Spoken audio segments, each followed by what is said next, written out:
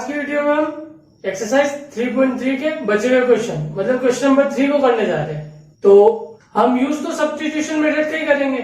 इसका मतलब किसी को नहीं आती हो तो इससे पहले की वीडियो चेकआउट कर लेना, उसमें अच्छे से समझाया गया इसके बारे में।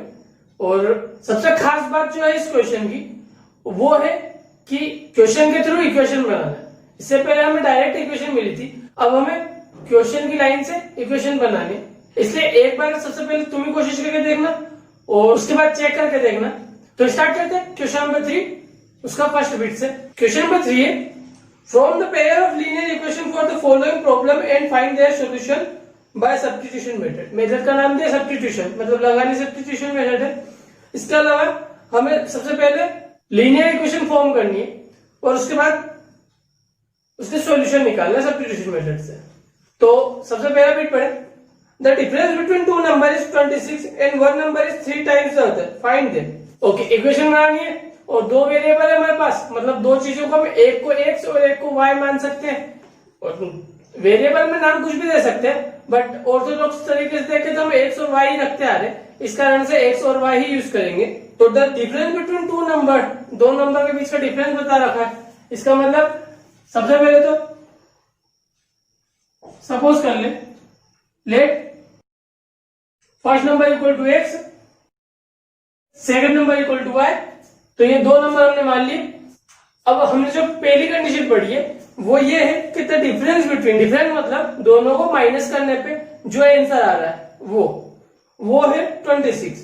इसका मतलब हम लिख सकते हैं अकॉर्डिंग टू फर्स्ट कंडीशन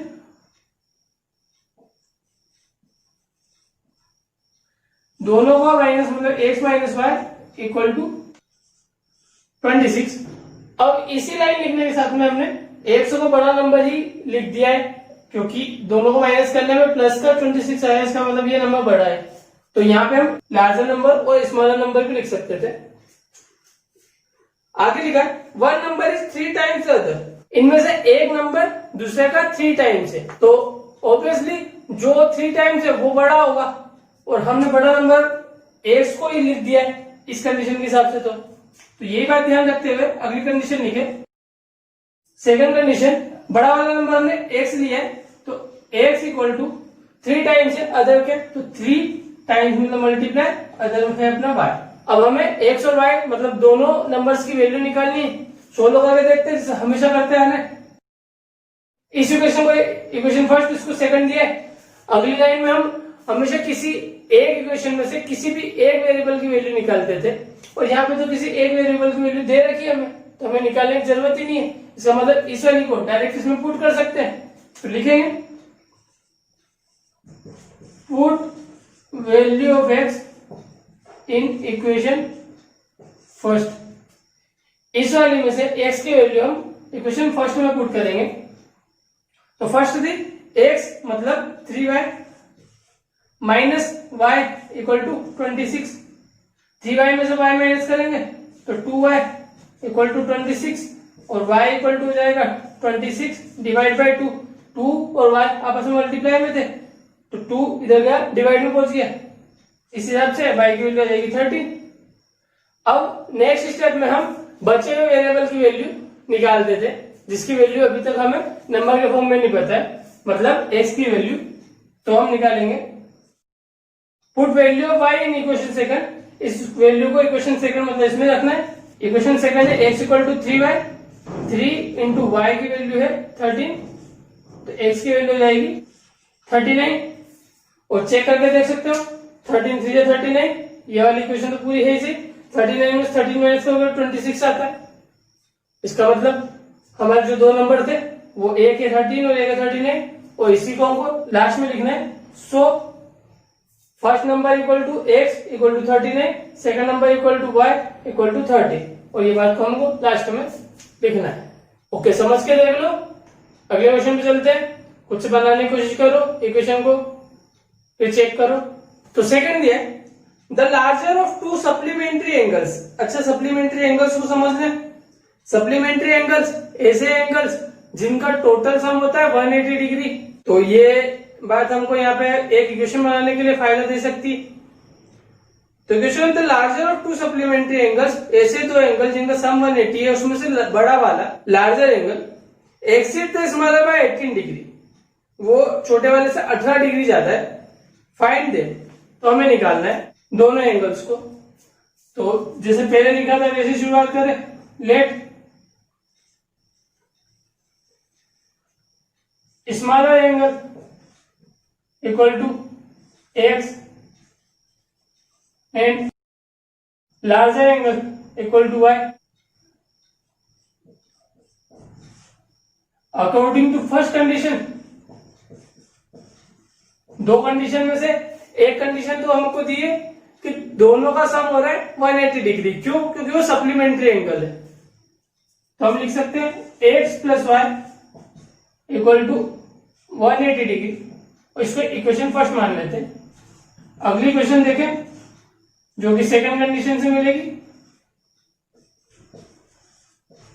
अगली कंडीशन थी कि जो लार्जर एंगल है वो छोटे वाले एंगल से 18 डिग्री ज्यादा है। अब हमने छोटा वाला x मान लिया, बड़ा वाला y मान लिया, इसलिए बड़ा वाला मतलब larger angle y equal to छोटा वाला एंगल मतलब x और उससे 18 डिग्री ज्यादा है, इसलिए प्लस का 18। तो ये हो जाएगी इक्वेशन सेकंड। पहले केस में हम किसी भी वेरिएबल की वैल्यू निकाल देते दूसरे वेरिएबल के फॉर्म में, जो कि हमें डायरेक्ट मिल चुकी है, और अगली कंडीशन में उसे हम बची हुई इक्वेशन में रखते थे। तो वो काम करें, put value of y in equation first. तो इक्वेशन फर्स्ट है x प्लस वाई, वाई की जगह जाएगा x plus 18 equal to 180 degree. x प्लस x होता है 2x, और 18 या प्लस का होता है भेज देंगे माइनस में, क्योंकि कांस्टेंट है ये, तो कांस्टेंट के पास भेज दिया। तो 180 में से 18 माइनस करेंगे, आंसर आएगा 162। अब 2x 2x के साथ मल्टीप्लाई में उधर भेजेंगे, डिवाइड में चला जाएगा, तो x इक्वल टू 162/2 डिवाइड करके देख लें, आंसर आ जाएगा 81 डिग्री। अगले स्टेप में आप बचे हुए वेरिएबल की वैल्यू निकालते नंबर के फॉर्म में। तो x की वैल्यू निकल चुकी है, y की निकालनी है। तो लिखेंगे put value of x in equation second वाले में x की वैल्यू रख रहे हैं। तो y इक्वल टू था x मतलब 81 प्लस 18 प्लस करें तो आंसर आ रहा है 99 डिग्री। और इससे पहले था x equal to 81 degree, last में लिख लेंगे। So smaller angle equal to x equal to 81 degree and larger angle equal to y equal to 99 degree. इन्हें सम करके भी चेक कर सकते हैं, 99 और 81 होता है 180, मतलब हम सही है। देख लो, कुछ पूछना है तो कमेंट सेक्शन में पूछ सकते हो। अभी हम अगले वाले बिट पे चलते हैं, उसकी भी फटाफट इक्वेशन बना के देखो। अगर पहले से कर रखा हो फिर भी अभी एक बार प्रैक्टिस के लिए बना के देख लो, हम करते हैं उसके बाद। तो थर्ड बिट है, the coach of cricket team boys 7 bats and 6 balls for ₹3,800। तो क्रिकेट टीम के कोच ने बैट और बॉल परचेस किए। तो नंबर्स तो बता रखा है हमें कि कितने परचेस किए, और टोटल कॉस्ट बता रखा है कि कितनी टोटल कॉस्ट लगी है। इसका मतलब हमें एक एक की सोलो प्राइस पता नहीं है, और यहाँ पे बैट और बॉल की बात हो रही है। दोनों में से एक की प्राइस को एक्स और एक की प्राइस को वाई नाम दे देते, फिर लाइंस के हिसाब से इक्वेशन बना के देख लेंगे। तो सपोज कर लेते हैं cost of 1 bat equal to x, cost of 1 ball equal to y. अब इक्वेशन बना के देखें, the coach of cricket team buy 7 bats and 6 balls. 7 bat मतलब अगर कॉस्ट निकालना है तो हम 7 का मल्टीप्लाई एक बैट ही कॉस्ट में करेंगे, इसका मतलब 7x। 6 बॉल थी तो एक बॉल की प्राइस में 6 का मल्टीप्लाई करेंगे, तो मतलब 6y, और दोनों को जोड़ देंगे, टोटल कॉस्ट निकालना है हमें, तो प्लस, और टोटल कॉस्ट बता रखिए 3,800। इसका मतलब ये टोटल कॉस्ट हो जाएगी 3,800। तो ये हो गई मेरी फर्स्ट इक्वेशन। तो ये फर्स्ट कंडीशन के थ्रू आई है, इसलिए अकॉर्डिंग टू फर्स्ट कंडीशन, और ये हो गई हमारी पहली इक्वेशन। आगे दिया later she buys 3 bats and 5 balls तो 3 बेड मतलब 3 और बेड की प्राइस है x और 5 बॉल्स मतलब 5 और बॉल की प्राइस है y। अब दोनों की कॉस्ट निकाल के उनको प्लस कर दिया तो टोटल कॉस्ट जो कि दे रखी है 1750 1750 और ये हमें सेकंड कंडीशन के थ्रू पता पड़ा, इसलिए इसे हमने इक्वेशन सेकंड नाम दे दिया। आगे पूछा find the cost of each bat and each ball. Each bat और ईच बॉल की कॉस्ट निकालनी है, तो वापस से पुराने तरीके पे आ जाए सब्स्टिट्यूशन के लिए। दोनों में से किसी एक इक्वेशन को पिक कर लो और उसके अंदर से किसी भी एक वेरिएबल की वैल्यू निकाल लो। दोनों में बात बराबर लग रही है, किसी को भी चूज कर सकते हो। मैं सेकंड इक्वेशन चूज कर रहा हूं।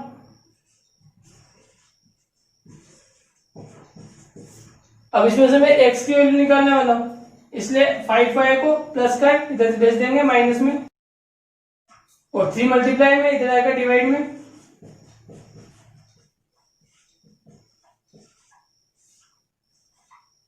इस इक्वेशन को नाम दे देते हैं इक्वेशन थर्ड का।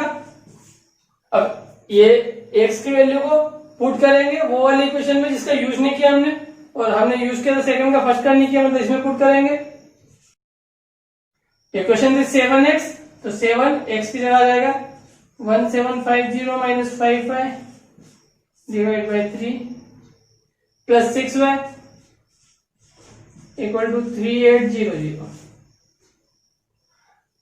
कट नहीं रहे, इसका आंसर सिंपल सा मल्टीप्लाई हो जाएगा और यहाँ पे कुछ भी नहीं, अपॉन मतलब 1 है, क्रॉस मल्टीप्लाई कर लेंगे। इसमें तो 1 का मल्टीप्लाई मतलब कोई मतलब नहीं, 3 का मल्टीप्लाई इधर कर देंगे। इतना सारा काम हम एक साथ कर रहे हैं, ध्यान से देखना। 7 का मल्टीप्लाई 1715 से होगा, तो आंसर आ रहा है 12250। अब 7 का मल्टीप्लाई माइनस 5 से भी होगा, तो आंसर आएगा 35 3 का मल्टीप्लाई 6y से कर रहे क्योंकि यहाँ पे डिनोमिनेटर सेम करना है। इसके अपॉन में 1 था, इसका 1 में मल्टीप्लाई मतलब कोई मतलब नहीं, और इसका 3 से मल्टीप्लाई मतलब 18y इक्वल टू 3800 और होल डिवाइड में इसमें 3 था जो कि अगली लाइन में इससे मल्टीप्लाई में चला जाएगा, तो यहां बचा है 12250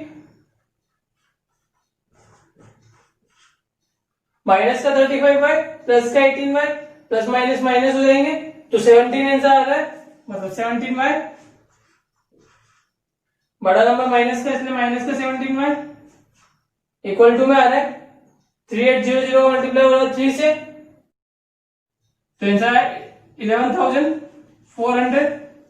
नेक्स्ट लाइन में कांस्टेंट को कांस्टेंट की तरफ भेज देते, यहां बच जाएगा माइनस का 17y, यहां पे आ जाएगा 11400 माइनस हो जाएगा, यहाँ पे कोई साइन नहीं था मतलब प्लस का, इधर जाएगा तो माइनस का 12250। सोल्व करके देखें तो इन दोनों को माइनस करना है, तो आंसर आ रहा है 850। बड़ा नंबर माइनस का, इसलिए माइनस का 850 माइनस का 17 में y के साथ मल्टीप्लाई में इधर भेज देंगे, डिवाइड में हो जाएगा और y की वैल्यू निकल जाएगी। ऊपर नीचे माइनस का मल्टीप्लाई करेंगे, दोनों पॉजिटिव हो जाएंगे और 17 जो होता है 85 और 10 का 10, तो y की वैल्यू तो मिल गई हमें ₹50, मतलब बॉल की कॉस्ट तो मिल गई हमें ₹50। अब बेट की कॉस्ट निकालनी है, मतलब x की वैल्यू, तो इस y की वैल्यू को हम x की वैल्यू में पुट कर दें, मतलब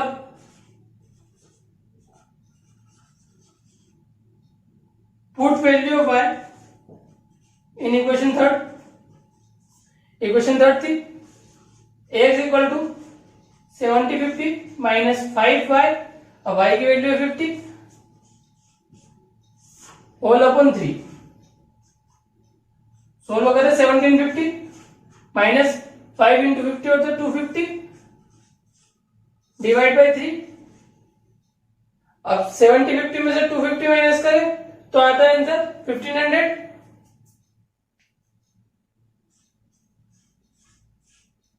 डिवाइड बाई 3। अब 1500 में 3 का डिवाइड थे तो आंसर आता है 500। इसका मतलब x की वैल्यू होगी 500 और बेट की कॉस्ट होगी x मतलब ₹500। और इसी बात को हम लास्ट में लिख देंगे, बट यूनिट का ध्यान रखेंगे जो कि है रुपीज। और यही बात ध्यान रखना, जब भी वर्ड प्रॉब्लम आएगी तो हमें यूनिट लगाना नहीं भूलना। नेक्स्ट मतलब फोर्थ को आगे देखें। फोर्थ दिया, the taxi charge in city consist of a fixed charge together with the charge for the distance cover. दो चार्ज बता रखे, दोनों को कुछ मान लेते, मतलब एक बताया फिक्स चार्ज, तो let fix charge equal to x, charge per kilometre equal to y. पहली कंडीशन देखें, अकॉर्डिंग टू फर्स्ट कंडीशन हमें दिया था for distance of 10 kilometre the charge paid is ₹105। जिसे हम लिख सकते हैं एक्स प्लस एक्स, इसलिए क्योंकि फिक्स चार्ज तो लगना ही लग रहा है। अब 10 किलोमीटर चला है और हर किलोमीटर के वाई रुपए लग रहे हैं, तो 10 वाई हो जाएगा। कॉस्ट दिया है 105। अगली कंडीशन देखें, for journey of 15 kilometre the charge paid is ₹155। अब एक्स जो कि फिक्स चार्ज लगेगा और 15 किलोमीटर चल रहा है वाई रुपए के हिसाब से, तो टोटल लगे 155। आगे पूछा what are the fix charge and the charge per kilometre. Fix charge क्या था और चार्ज पर किलोमीटर क्या था, ये निकालना है। उसके बाद एक और क्वेश्चन पूछेगा कि 25 किलोमीटर के लिए how much does a person have to pay for travelling a distance of 25 kilometre. 25 kilometre के लिए कितना टोटल पैसा लगेगा ये भी बताना है। तो नॉर्मल क्वेश्चन से एक लाइन आगे बढ़ के आइए। सबसे पहले तो हम एक्स और वाई की वैल्यू निकालने की कोशिश करें। एक को इक्वेशन फर्स्ट, एक को सेकंड मान लें। दोनों में से कोई सी भी क्वेश्चन ले सकते हैं जिसमें से हम किसी भी एक वेरिएबल की वैल्यू निकाल लेंगे। यहाँ पे एक्स की निकाल लेंगे इक्वेशन फर्स्ट में से। तो from equation first x equal to 105 plus का 10 वाई इधर गया माइनस में 10 वाई, ये वैल्यू निकल गई एक्स की। इक्वेशन थर्ड माना, सेकंड वाली इक्वेशन में पुट कर देते, put value of x in equation second. Equation second थी एक्स प्लस, मतलब एक्स की वैल्यू लिख दे 105 माइनस 10 वाई और प्लस में है 15 वाई इक्वल टू में 155। ये कांस्टेंट है, कांस्टेंट की तरफ भेज दे और इन दोनों को सोल्व कर ले। माइनस का 10 वाई प्लस का 15 वाई प्लस माइनस माइनस 15 में से 10 गया तो 5 वाई। बड़ा नंबर प्लस का मतलब कोई साइन मत लगाओ क्योंकि आगे कोई भी नंबर नहीं है। और इस वाले आगे वाले नंबर को तो हम इधर भेज दें 155, इसके आगे कोई साइन नहीं था मतलब प्लस का था, इधर जाएगा माइनस का हो जाएगा 105 और दोनों को माइनस करें 155 में से 105 तो आंसर आता है 50 और 5 यहाँ मल्टीप्लाई में वाई के साथ इधर जाएगा डिवाइड में और डिवाइड करने के बाद आंसर आ रहा है 10। तो वाई की वैल्यू मिल गई हमें 10। अब वाई की वैल्यू मिल गई तो हम एक्स की निकाल सकते हैं। Put value of y in equation, x की वैल्यू निकालने के लिए इक्वेशन थर्ड में पुट करेंगे। तो इक्वेशन थर्ड थी एक्स इक्वल टू 105 माइनस 10 और वाई की वैल्यू है 10। यहां से लिखे हमने 105 माइनस 10 इंटू 10 होता है 100 और माइनस करने के बाद आंसर आ रहा है ₹5। तो एक्स और वाई दोनों की वैल्यू निकल चुकी है। हमसे पूछा था 25 किलोमीटर चलने के लिए कितना पैसा देना पड़ेगा, तो उससे सोल्व कर देखते हैं। For 25 kilometre he had to pay x, जो कि उसका मिनिमम चार्ज हो तो देना ही पड़ेगा, प्लस 25 किलोमीटर इंटू जो कॉस्ट है पर किलोमीटर मतलब वाई। एक्स की वैल्यू निकाली थी 5 प्लस 25 इंटू वाई की वैल्यू मतलब 10, 25 into 10,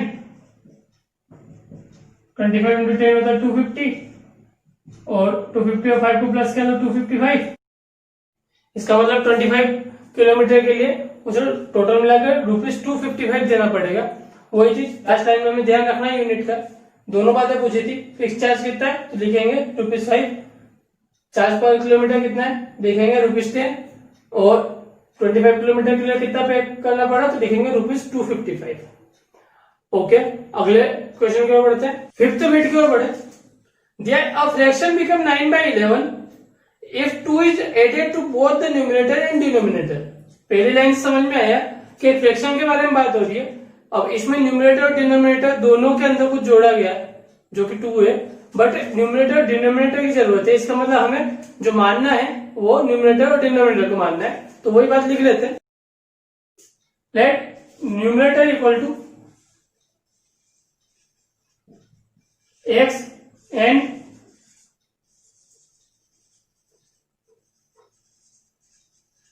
denominator equal to y. अब कंडीशन को देखें, अब फ्रैक्शन बिकम 9/11, तो अकॉर्डिंग टू फर्स्ट कंडीशन एक फ्रैक्शन 9/11 हो जाता है if 2 is added to both the numerator and denominator. अगर 2 जोड़ा जाए दोनों में, न्यूमरेटर और डिनोमिनेटर दोनों में, मतलब x में भी 2 और डिनोमिनेटर मतलब y में भी 2।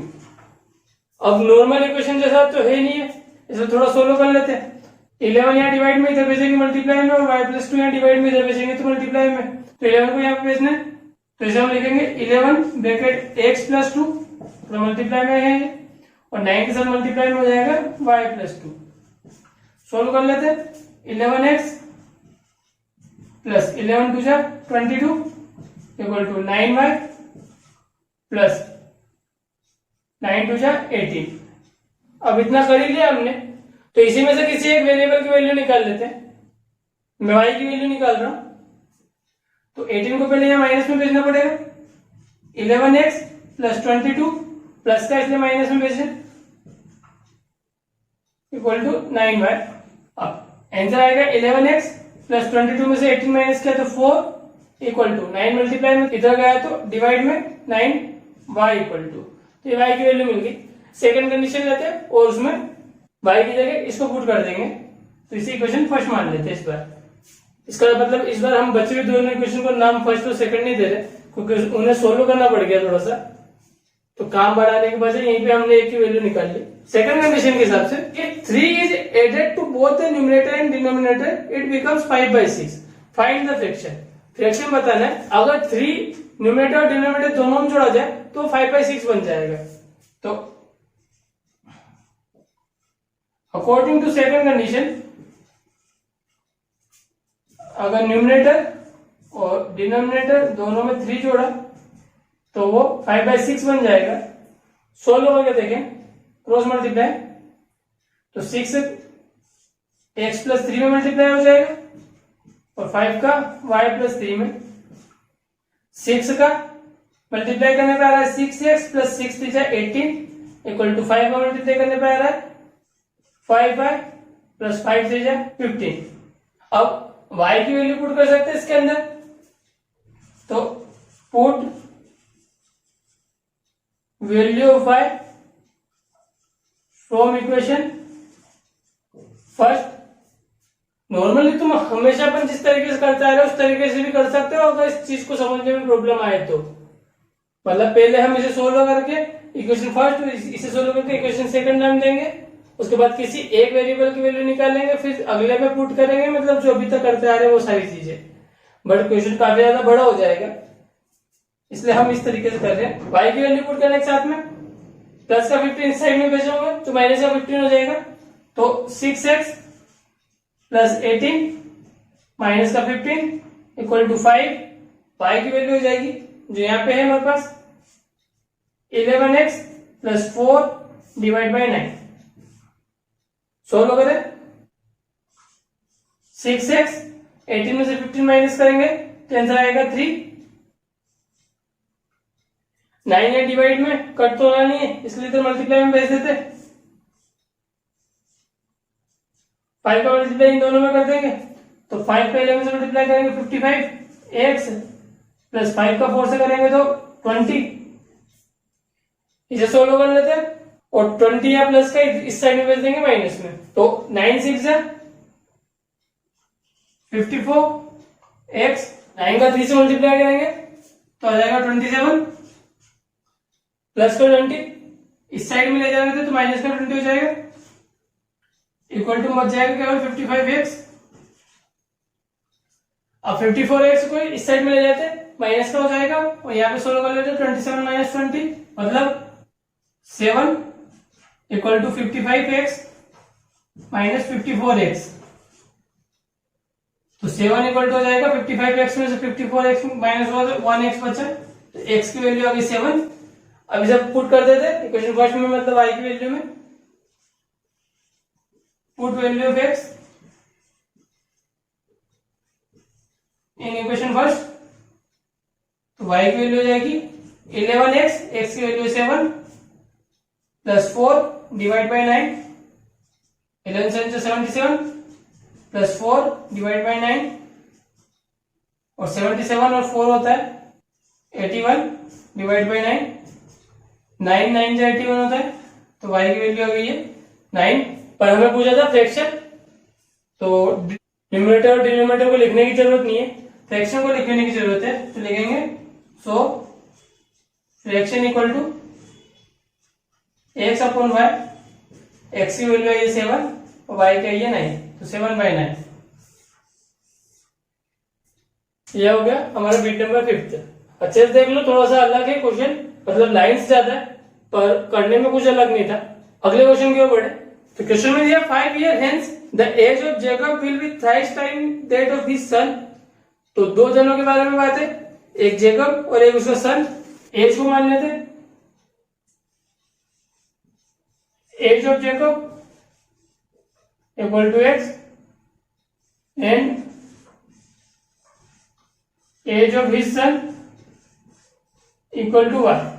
पहली कंडीशन देखें, 5 years hence मतलब 5 साल बाद, the age of Jacob will be thrice times that of his his सन। तो 5 साल बाद दोनों की एज में एक अंतर तो आना है, वो ये है कि दोनों की एज 5 साल बढ़ गई, और जो जेकब था उसकी एज उसके सन की एज से 3 टाइम्स थी, तो जेकब की एज है उसके सन से 3 टाइम्स, ये लिख दिया। इक्वेशन को थोड़ा सोल्व कर लेते हैं, और यहाँ पे भी पहले जैसे x की वैल्यू निकाल रहा हूं मैं, मतलब +5 को उधर की साइड भेज दूंगा, तो सबसे पहले से सोल्व कर लो। 3 का मल्टीप्लाई ऐसे किया 3y, 3 का किया 5 से, तो 3 5 से 15, और प्लस का 5 इस साइड में मिला तो माइनस का 5, ये होगी x की वैल्यू। थोड़ा सा और सोल्व कर लेते, x की वैल्यू जाएगी हमारे पास 3/15 माइनस 5 होता है 10। तो इसे इक्वेशन फर्स्ट मान रहा हूं। सेकंड कंडीशन देखे, सेकंड कंडीशन है 5 years एगो, 5 साल पहले, तो 5 साल पहले दोनों की एज में 5 माइनस हो जाएगा,